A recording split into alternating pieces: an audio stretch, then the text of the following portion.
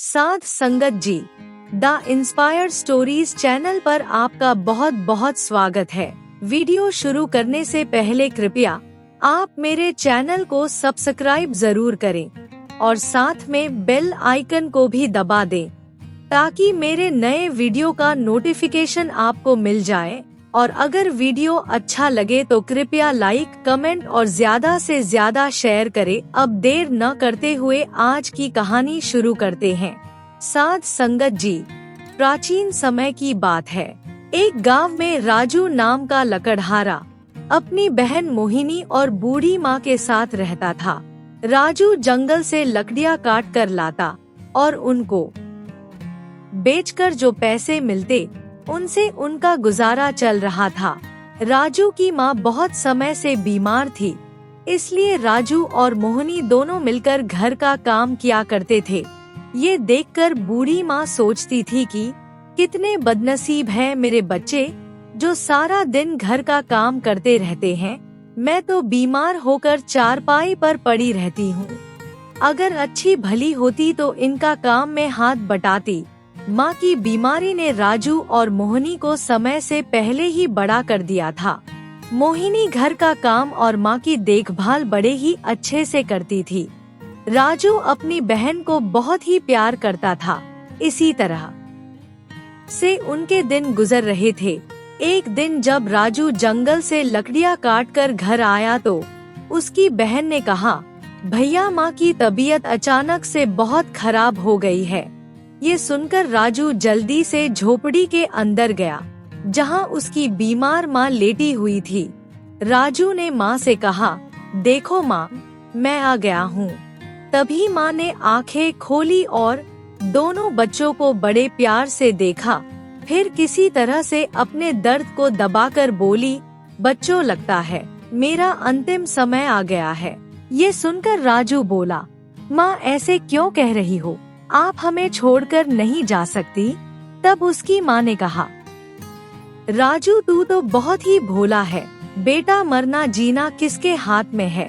भगवान ही इस दुनिया में हमें भेजता है और जब सही समझता है वापस अपने पास बुला लेता है। राजू माँ की बात सुनकर बोला, नहीं माँ, मैं तुमको मरने नहीं दूंगा। ये सुनकर माँ ने उसकी तरफ देखा और बोली, राजू, मेरे सर पर हाथ रखकर वचन दे कि तू अपनी बहन को इसी तरह प्यार करता रहेगा और मेरे जाने के बाद भी इसका ध्यान रखेगा और इसे कभी दुखी नहीं होने देगा। राजू ने माँ की बात सुनकर कहा, माँ, मैं तुम्हें वचन देता हूँ कि मैं अपनी बहन का हमेशा ध्यान रखूंगा।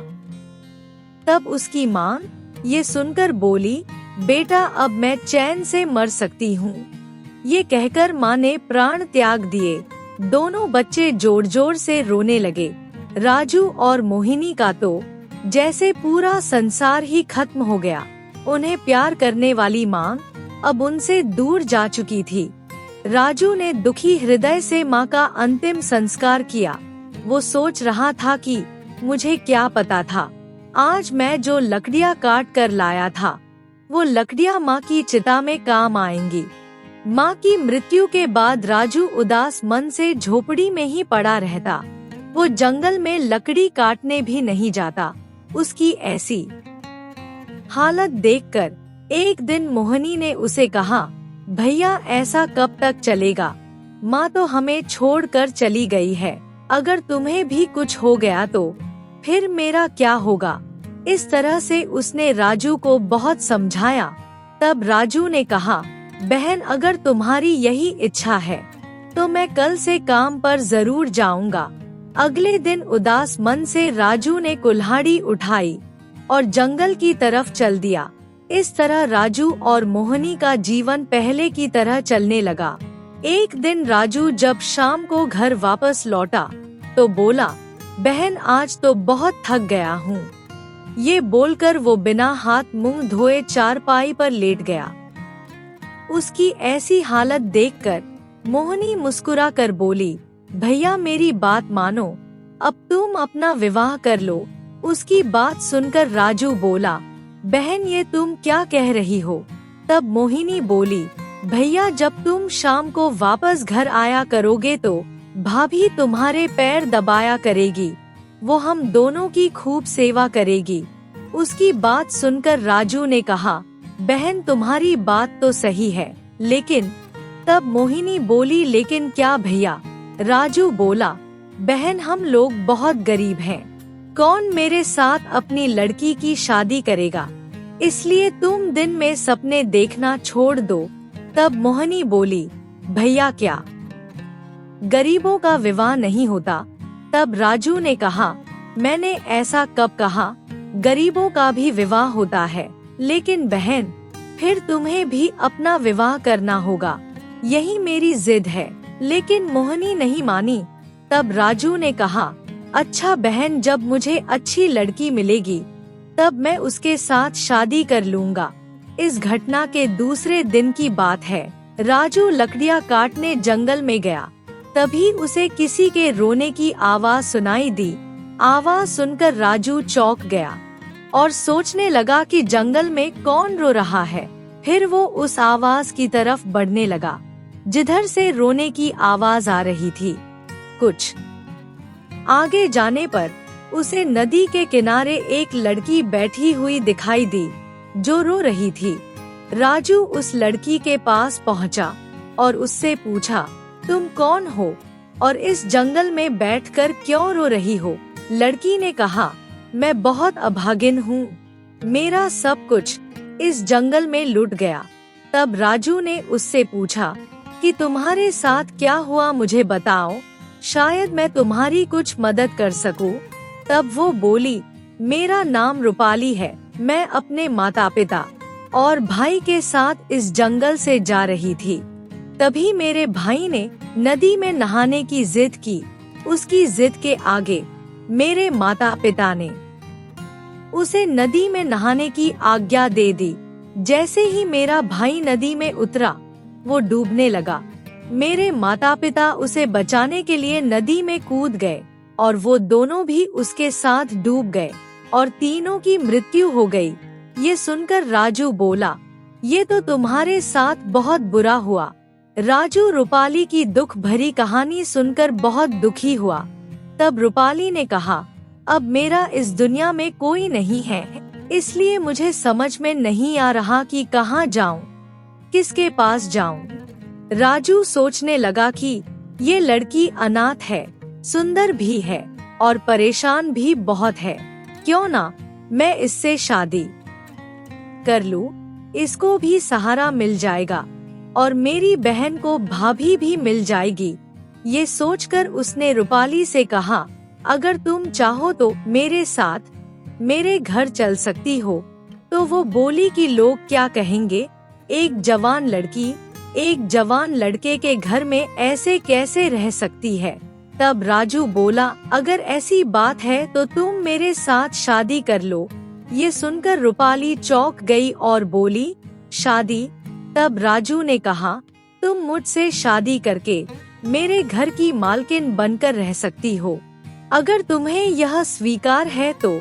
रूपाली ने कुछ देर सोचा और फिर उसे शादी के लिए हाँ कर दी। राजू रूपाली को लेकर घर पहुंचा। जब उसकी बहन ने रूपाली को देखा तो पूछा, भैया ये लड़की कौन है? तब राजू बोला, बहन ये तुम्हारी होने वाली भाभी है, इसका नाम रूपाली है। मोहिनी ने चौंक कर पूछा, भाभी?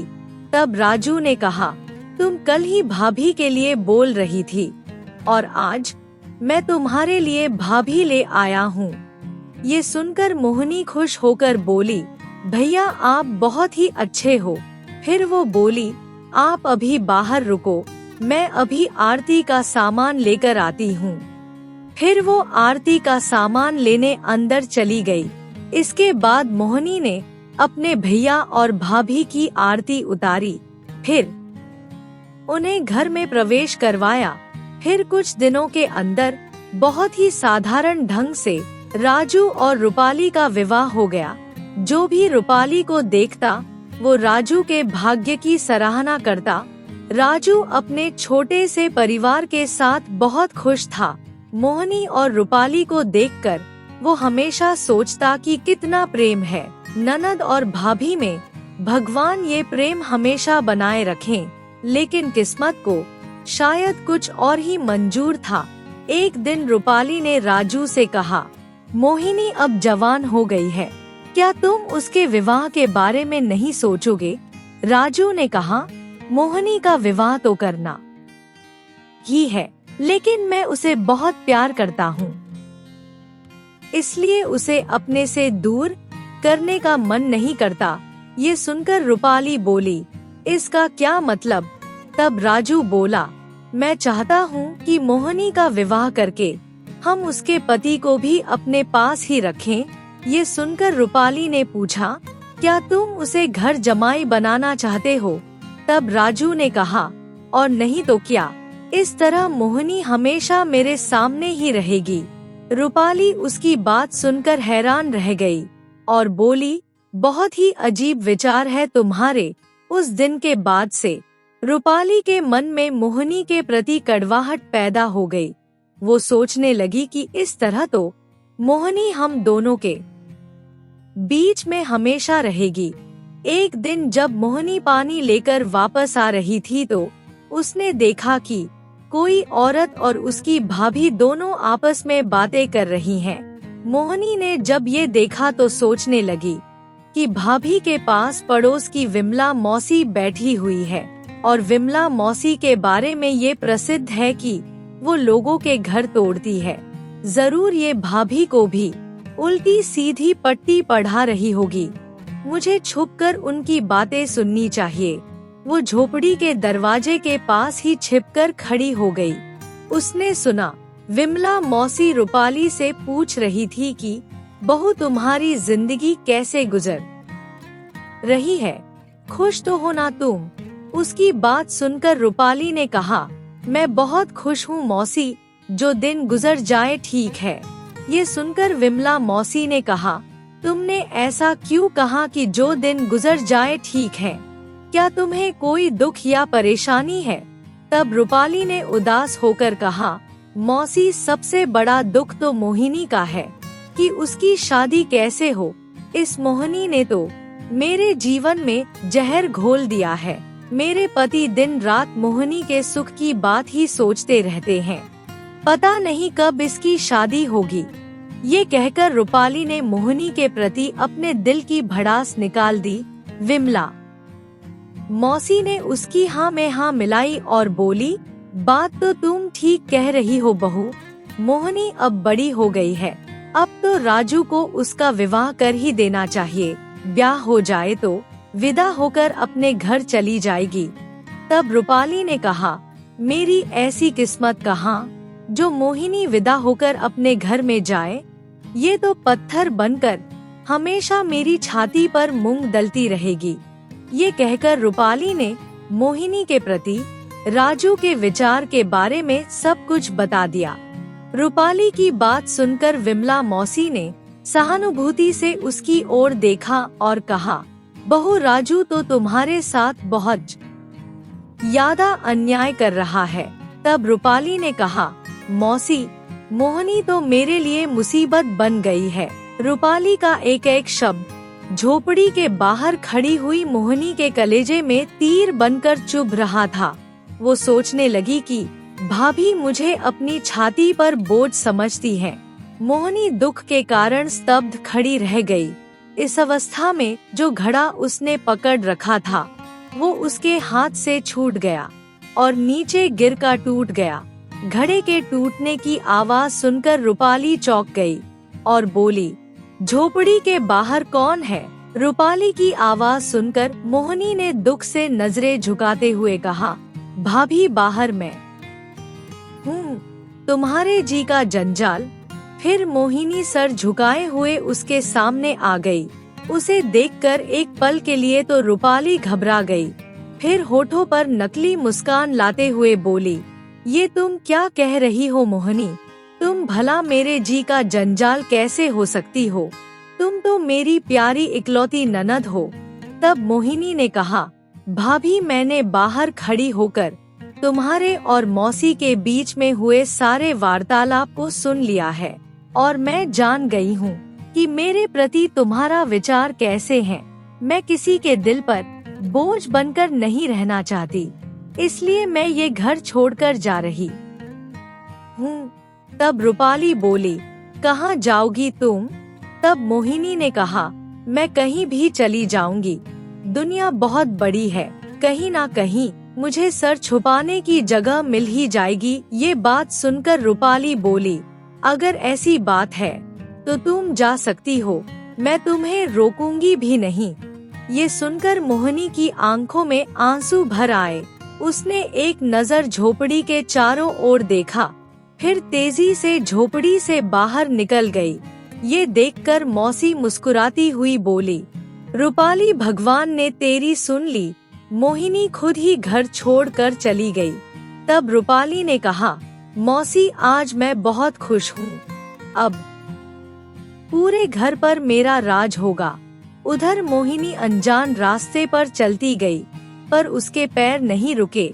वो सोचने लगी कि सब झूठ है, दुनिया में कोई किसी का नहीं होता, सब रिश्ते नाते झूठे हैं। दूसरी और शाम को राजू जंगल से वापस घर आया और मोहिनी को घर में न देखकर उसने पूछा, मोहिनी कहाँ है?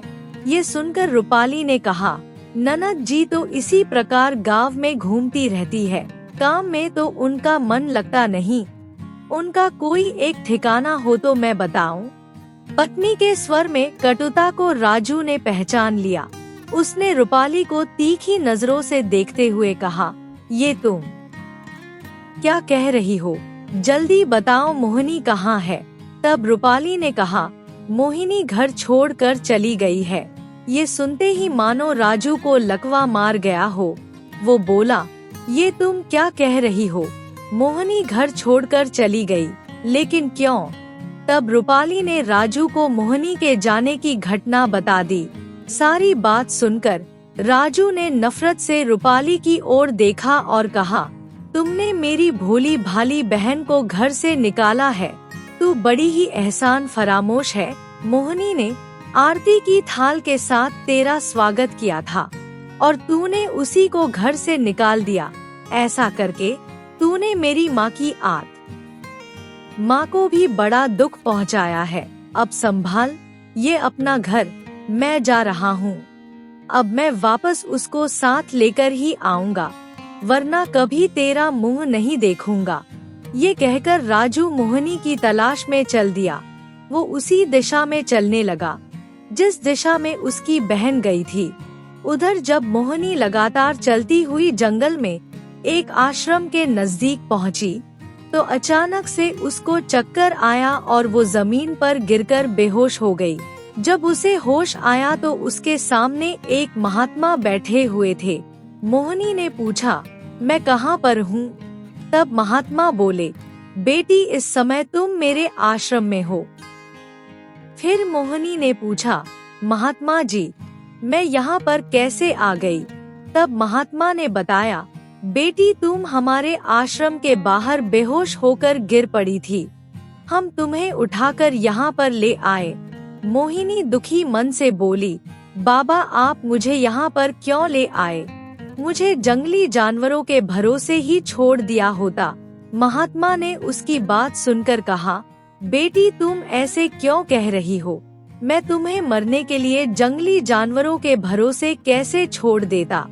तब मोहिनी ने कहा, बाबा, मेरे जीवन में अब रखा ही क्या है, मुझे जीने की कोई तमन्ना नहीं है। ये सुनकर महात्मा बोले, बेटी, लगता है तुम दुखों के कारण बहुत परेशान हो गई हो। मुझे अपने बारे में बताओ ताकि मैं उस कारण को जान सकूं, जिसकी वजह से तुम्हारे मन में जीवन के प्रति अरुचि उत्पन्न हो गई है। तब मोहिनी ने महात्मा को अपने बारे में सारी बात बताई। मोहिनी के बारे में सब कुछ जानने के बाद महात्मा ने उससे कहा, तुम्हारी भाभी ने तुम्हारे साथ बहुत ही गलत किया है, परंतु इसका मतलब ये नहीं कि तुम अपने जीवन में आई परेशानियों से हार मान लो। तब मोहिनी रोते हुए बोली, तो आप ही बताइए बाबा, इतनी बड़ी दुनिया में मैं कहाँ जाऊं?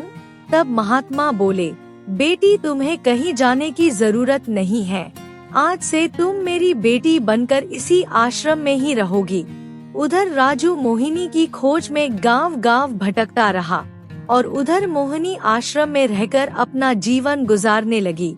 वो आश्रम की साफ सफाई करती, पूजा अर्चना के लिए जंगल में जाकर फूल तोड़ कर लाती। इस तरह से उसका जीवन चलने लगा। एक दिन जब वो सरोवर से पानी भर रही थी, तभी उसे एक आवाज सुनाई दी, मोहिनी मेरी बहन। मोहिनी ने जल्दी से पीछे मुड़कर देखा तो राजू को देखकर बोली, भैया तुम?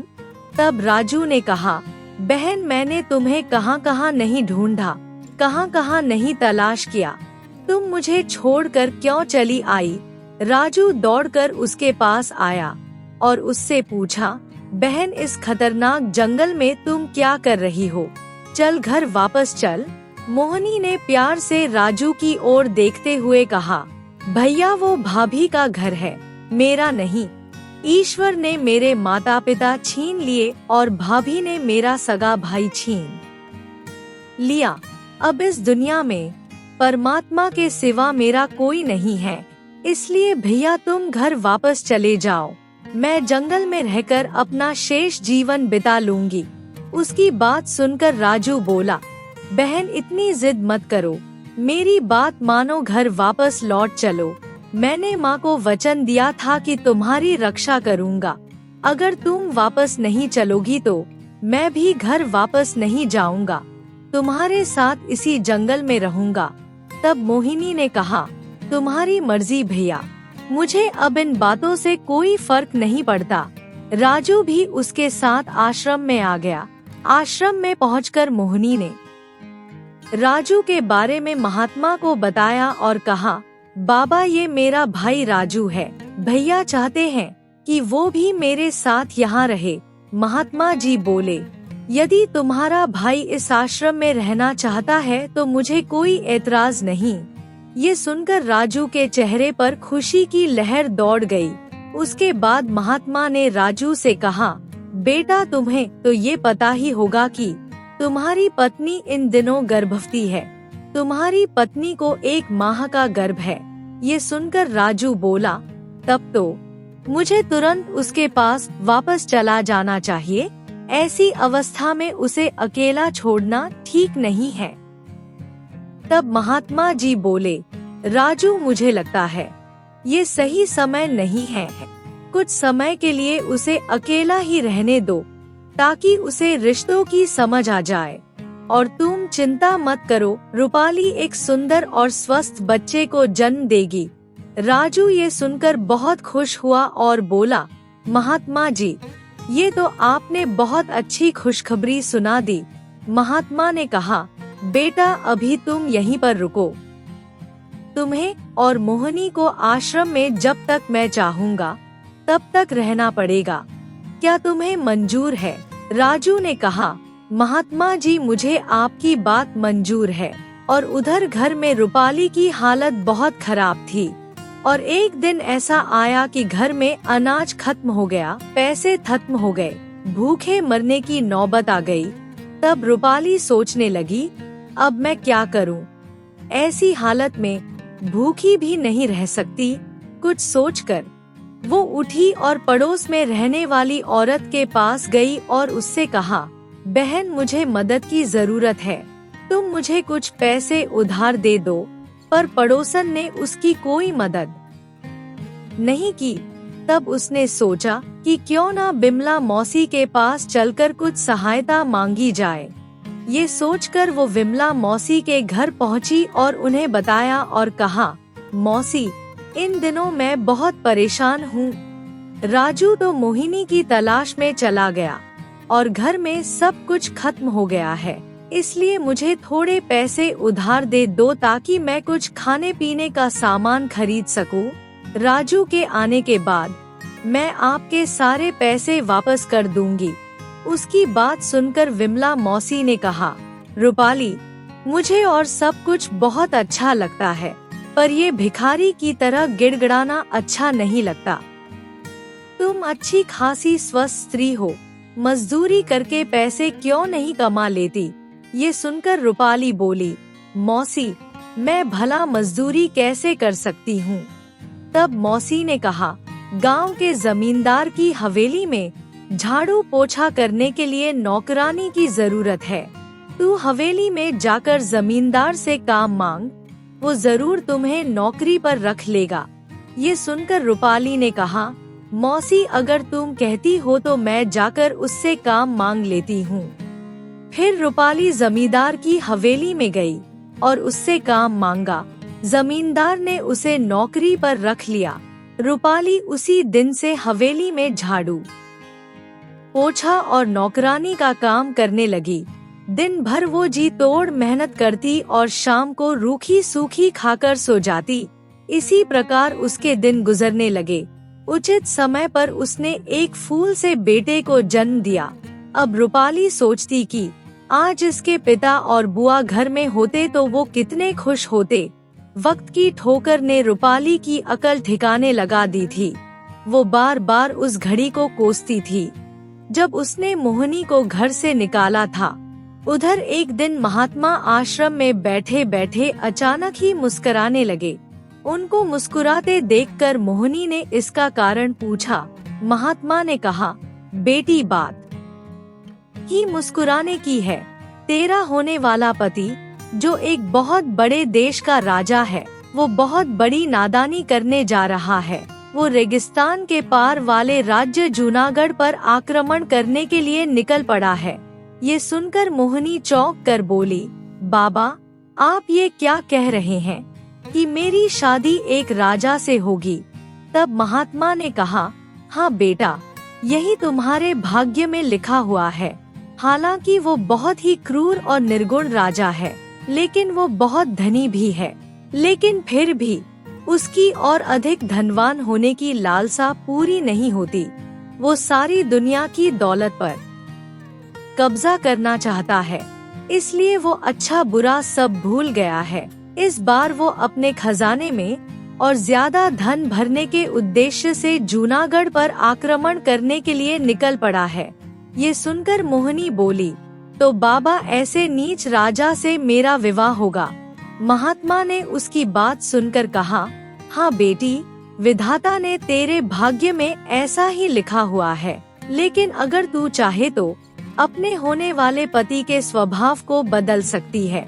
तब मोहिनी ने पूछा, वो कैसे बाबा?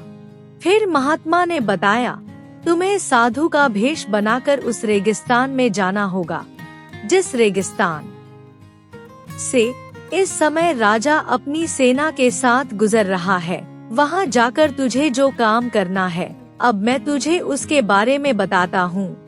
फिर महात्मा धीरे धीरे मोहिनी को कुछ समझाने लगे। सारी बात बताने के बाद महात्मा बोले, बेटी, अब तुम एक पल के लिए अपनी आंखें बंद कर लो। मोहिनी ने महात्मा की आज्ञा मानकर अपनी आंखें बंद कर ली और थोड़ी देर के बाद जब मोहिनी ने आंखें खोली तो वो साधु के रूप में बदल चुकी थी।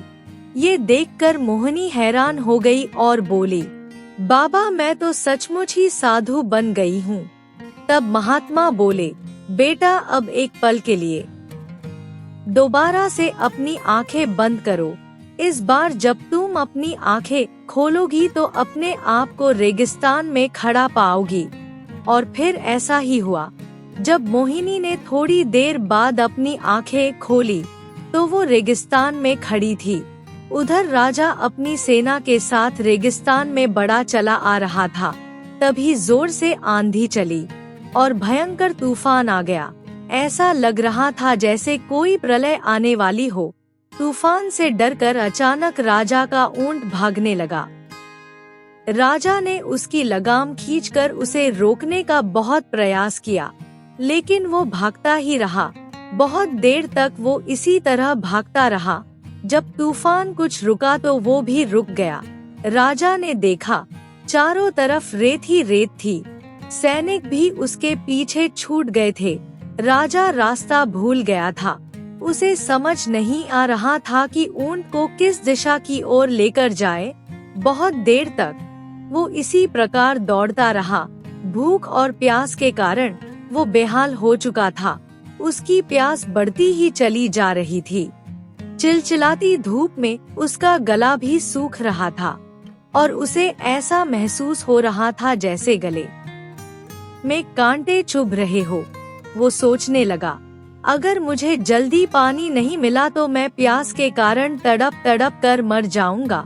तभी उसकी नजर रेगिस्तान में आते हुए एक साधु पर पड़ी। वो सोचने लगा कि इतने तपते रेगिस्तान में साधु कैसे। जब साधु राजा के पास पहुंचा, तब राजा ने उससे कहा, बाबा मैं राजगढ़ देश का राजा हूँ।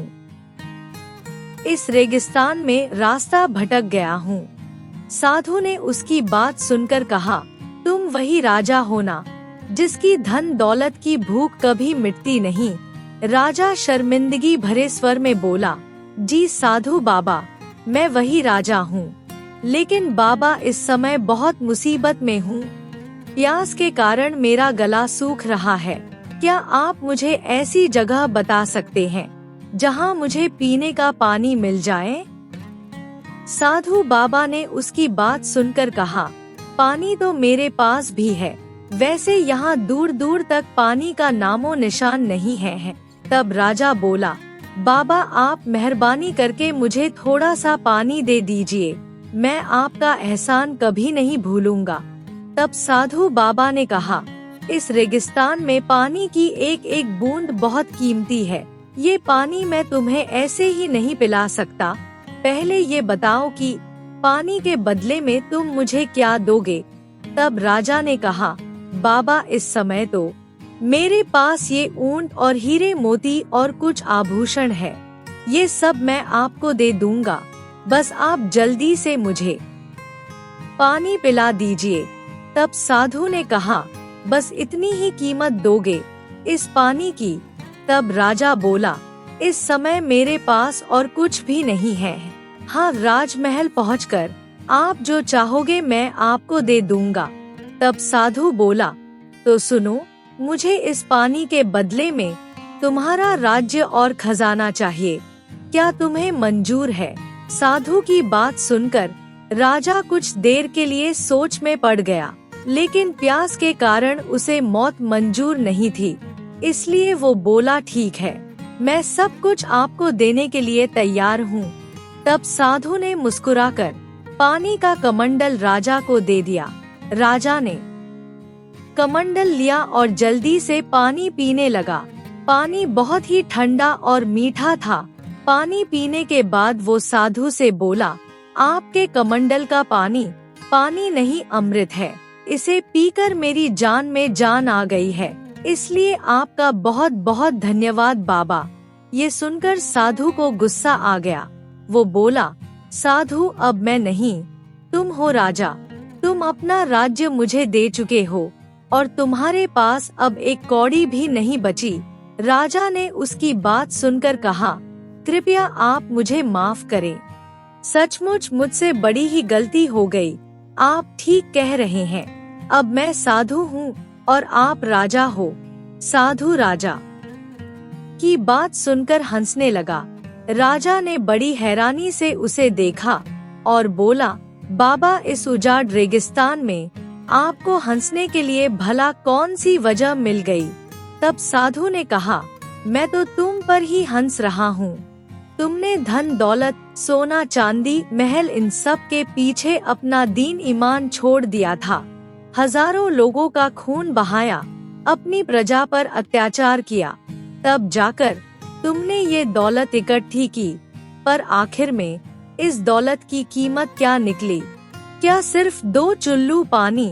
क्या इसलिए तुमने लूटपाट मचाई थी? क्या इसलिए तुमने प्रजा पर अत्याचार किया था? साधु की बातें सुनकर राजा पत्थर के बुत की तरह खड़ा रह गया। उसका दिमाग चकराने लगा। उसने सोचा, साधु महाराज सच ही तो कह रहे हैं। उसका मन पश्चाताप से भर उठा।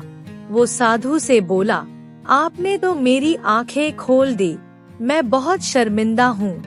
तब साधु बोला, राजन तुम अब भी राजा हो, जाओ वापस जाकर अपनी प्रजा के दुख दर्द जानने की कोशिश करो, लोगों की भलाई में बाकी दिन गुजारो, उस दौलत को खजाने की अंधेरी कोठरी में बंद ना रखो। बल्कि अच्छे कार्य में लगाओ, यही तुम्हारा सच्चा प्रायश्चित होगा। राजा बोला, ठीक है साधु बाबा, आप जो कहोगे मैं वही करूँगा। तभी सैनिक उसे ढूंढते हुए वहाँ पर आ पहुँचे। सेनापति ने आगे बढ़कर पूछा, महाराज आप कहाँ चले गए थे? हमने आपको बहुत तलाश किया, अब आज्ञा दे तो हम आगे की ओर प्रस्थान करें। राजा ने उसकी बात सुनकर कहा, सेनापति अब हम आगे नहीं बल्कि वापस अपने राज्य चलेंगे। तब राजा ने साधु से कहा, बाबा आप भी हमारे साथ राज्य चलिए, कुछ दिन हमारे यहाँ पर ठहर कर अतिथि सेवा स्वीकार कीजिए। तब साधु बोला, हम तुम्हारी विनती टालेंगे नहीं राजन। राजा अपनी सेना को लेकर वापस अपने देश की ओर चल पड़ा और साधु के वेश में मोहिनी भी उसके साथ चली गई। राज्य पहुंचकर राजा ने मोहिनी को अतिथि गृह में ठहराया और कहा, बाबा आप यहाँ पर विश्राम करें, मैं आपके लिए भोजन का प्रबंध करवाता हूँ। मोहिनी लंबा सफर तय करने के कारण थक गई थी, इसलिए उसने अपनी थकावट उतारने के लिए स्नान करने का निश्चय किया। इधर राजमहल में रसोइये ने आकर राजा को सूचना दी कि महाराज साधु बाबा के लिए भोजन तैयार हो गया है। तब राजा बोला, ठीक है, हम स्वयं जाकर साधु महाराज जी को भोजन के लिए बुलाकर लाते हैं। ये कहकर राजा अतिथि गृह की ओर चल दिया। राजा जब अतिथि गृह पहुंचा तो मोहिनी अपने असली रूप में वहां मौजूद थी। राजा सोचने लगा, साधु बाबा के कमरे में औरत, ये कैसे हो सकता है? तब हैरानी से उसने पूछा, सुंदरी तुम कौन हो और साधु महाराज कहाँ है? राजा की बात सुनकर मोहिनी बोली, महाराज मेरा नाम मोहिनी है और मैं ही साधु बाबा हूँ। राजा चौंक कर बोला, क्या मतलब? तब मोहिनी ने कहा, महाराज साधु के वेश में रेगिस्तान में मैं ही आपको मिली थी। फिर मोहिनी ने सारी बात राजा को बता दी। सारी बात जानकर राजा बोला, मोहिनी महात्मा ने तुम्हें बताया था कि तुम्हारा विवाह मुझसे होगा, क्या तुम विवाह के लिए तैयार हो? तब मोहिनी बोली, क्यों नहीं महाराज, ये तो मेरा सौभाग्य होगा। उसी दिन राजा ने मोहिनी के साथ विवाह कर लिया। विवाह के पश्चात मोहिनी राजा के साथ महात्मा के आश्रम में पहुंची, जहां पर राजू ने दोनों का स्वागत किया। तब वो तीनों महात्मा के पास पहुँचे। राजा ने महात्मा को प्रणाम किया और उनसे कहा, महात्मा जी, आपके कारण ही मैं बुरे रास्ते को छोड़कर सही रास्ते पर आया हूँ। न आप साधु के वेश में मोहिनी को मेरे पास भेजते और न मेरी आंखें खुलती। महात्मा ने राजा की बात सुनकर कहा, राजन मुझे खुशी है कि तुमने सत्य को पहचान लिया है। उसके बाद महात्मा ने राजू और मोहिनी से कहा, अब तुम दोनों अपने गांव रूपाली के पास जाओ, वहाँ वो पश्चाताप की आग में जल रही है। राजू ने महात्मा की बात सुनकर कहा, जो आज्ञा महाराज। ये कहकर वो वहाँ से चले गए। उधर गांव में रूपाली बहुत ही दुखी थी। वो सोच रही थी, हे भगवान मेरे दुख कब दूर करोगे? मेरे पति और ननद को जल्दी से मेरे पास वापस भेज दो, मुझ पर दया करो भगवान। यही वो पल था जब राजा का रथ उसकी झोपड़ी के बाहर आकर रुका। मोहिनी के कहने पर राजू अकेला ही रथ से उतरकर झोपड़ी में गया। राजू को देखकर उसकी पत्नी ने कहा, स्वामी आप आ गए। वो दौड़कर उसके कदमों में लिपट गई और फूट फूट कर रोने लगी। वो बार बार एक ही बात कहती, स्वामी मुझे क्षमा कर दो, मैं अपराधी हूँ। राजू ने ये सुनकर कहा, रूपाली तुम मेरी नहीं बल्कि मोहिनी की अपराधी हो, जाओ उससे जाकर माफी मांगो। ये सुनकर रूपाली ने चौंक कर पूछा, कहाँ है मोहिनी? राजू ने बताया, वो बाहर रथ में अपने पति के साथ बैठी है। रथ के पास पहुंचकर वो हाथ जोड़कर मोहिनी से बोली, मोहिनी मुझे माफ कर दो, मैंने तुम्हारे साथ बहुत बुरा व्यवहार किया। रूपाली की बात सुनकर मोहिनी ने कहा, भाभी मुझे तुमसे कोई शिकायत नहीं है, ये सब वक्त का खेल था, जो होना ही था। रूपाली आदर के साथ राजा और मोहिनी को झोपड़ी में ले गई। झोपड़ी में जाकर जो भी रूखा सूखा भोजन था उन्हें बड़े ही प्रेम के साथ खिलाया। तब मोहिनी राजू और रूपाली से बोली, अब मैं तुम दोनों को इस झोपड़ी में नहीं रहने दूंगी, तुम्हें मेरे साथ राजमहल चलना होगा। पहले तो राजू और रूपाली ने बहुत मना किया, लेकिन जब मोहिनी ने बहुत जिद की तो वो उसके साथ चलने के लिए तैयार हो गए। उसके बाद सभी एक सुखी परिवार की तरह रहने लगे। साथ संगत जी, ईश्वर कभी किसी के साथ अन्याय नहीं करते। वो मनुष्य को सुधारने के लिए कुछ समय के लिए उसकी करनी का दंड जरूर देते हैं, लेकिन जब मनुष्य को समझ आ जाती है तो वो उनके हालात बिल्कुल ठीक कर देते हैं। साथ संगत जी, आपको ये कहानी कैसी लगी कमेंट करके जरूर बताएं। आपके प्यार और स्नेह के लिए बहुत बहुत धन्यवाद।